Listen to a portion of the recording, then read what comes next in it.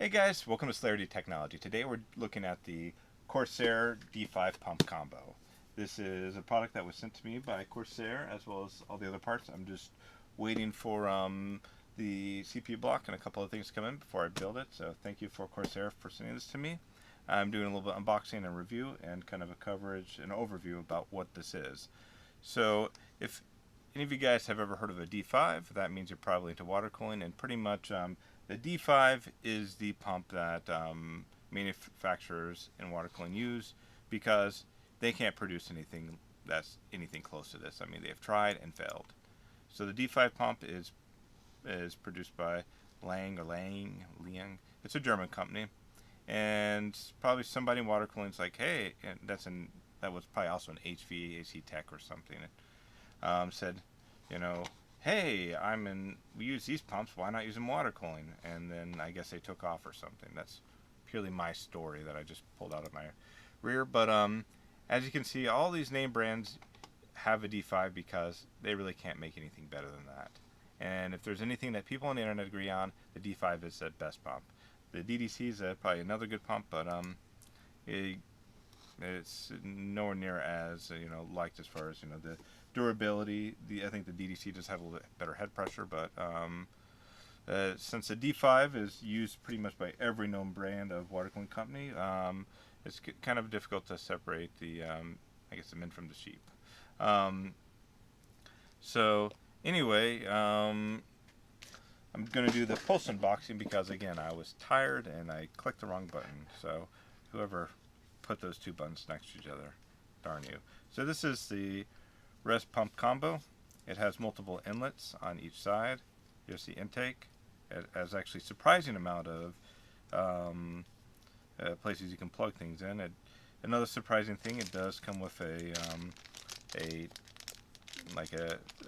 temp probe, and that's actually pretty long, so it can touch the, get in the flow a little better, as opposed to getting just kind of more stagnant water. So most companies do not include one of these, and there's a couple other things. It does have plastic stoppers. It's delayed.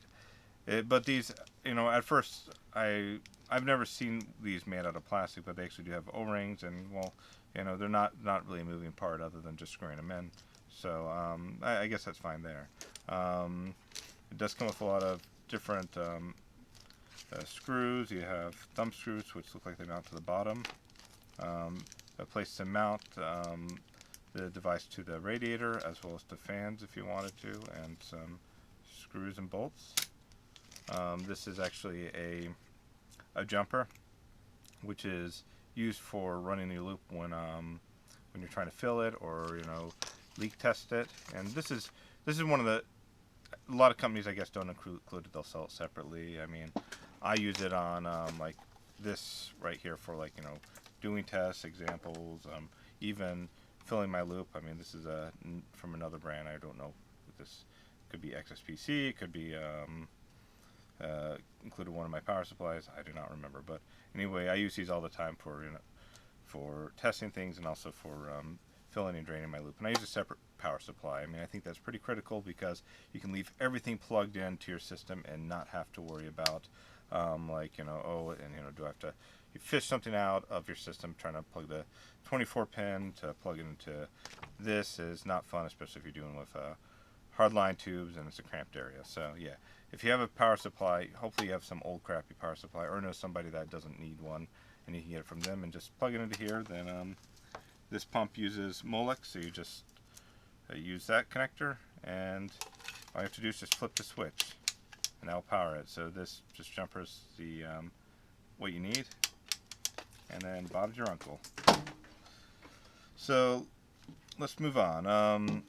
So there's multiple methods of mounting this. You have like a 120 and a 140 millimeter fan or red mount. You have a little stand that comes on it.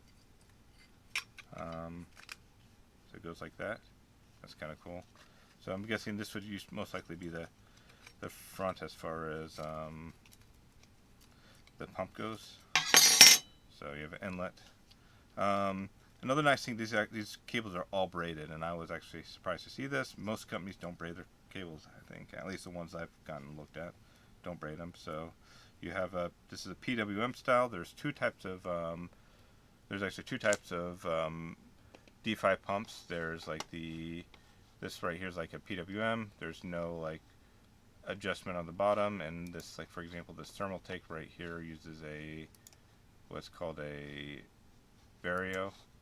So down there, you can adjust it manually. I have a Vario up in my main system. I mean, to be honest, like PWM, to me, it doesn't really make a difference because the pump is so quiet that your fans are going to probably be louder than it. But some people want to have that type of control, and it's, I guess, kind of more of a luxury that they included in it with it. So let's see. So you also have RGB inputs, and you see that there's two Molex SL connectors. These are, as people think these are proprietary, but they're not. They're just Molex SL 3-pin connectors, and there is a male and female. That way you can connect them to daisy chain them to another one. I mean, it's a bit of wires coming out,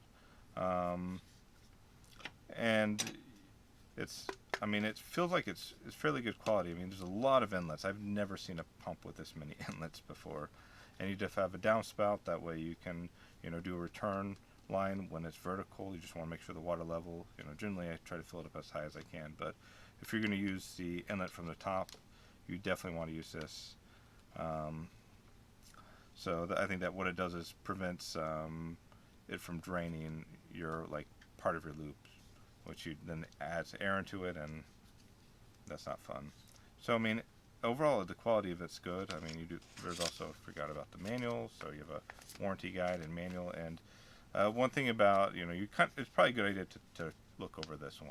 Most times you just kind of gloss over it, if that. But one of the most important things to note about the D5 is, or probably most pumps in general, is do not run this dry.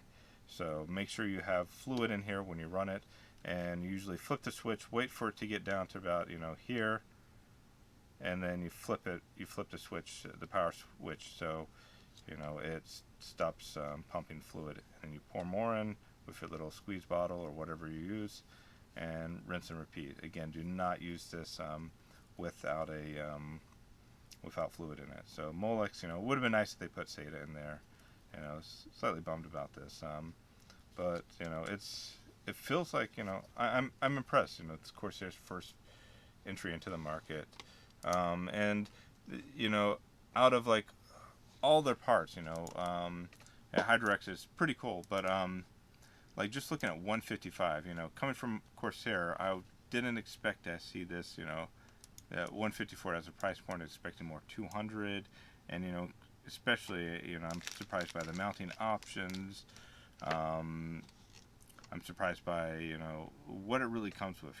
Granted, for some reason, I would rather have metal plugs than plastic plugs, but that's, I guess that's just me. If you really want metal plugs, they're $1 each, and but overall, just one 55, that's a pretty good deal. It's a, yeah, like, I guess, what I've seen so far from what I've seen on, other people's reviews, and, just looking at the product overall, this is probably the most impressive thing, just because of the price point, what they've added to it, the amount of inlets, the mounting options. My current Vario, which is XSPC res pump combo, is made of glass, which is kind of nice, but it's heavier, and you also run into, it's like an older version, so we actually had to add like a solid mounting bracket that required you instructions that told you had to drill through it to figure out some place to mount it. You couldn't mount it to your fan, so I found that difficult, and I think it was nice how they really thought this one through, and I think it, I like it. And again, out of all the stuff I've looked at as far as Corsair's entry into the water cooling market, this is by far, I think, my favorite. Probably next would be the GPU block, but yeah, good job, Corsair. Well, thank you very much for tuning in. I would have had more of an unboxing for you, but accidents happen. Feel free to subscribe if you want to see more content like this. Feel free to comment, and thank you very much. I try to keep things off the cuff, and I really don't have the time to do edits and whatnot. So again, thank you very much for bearing with me. Have a wonderful evening.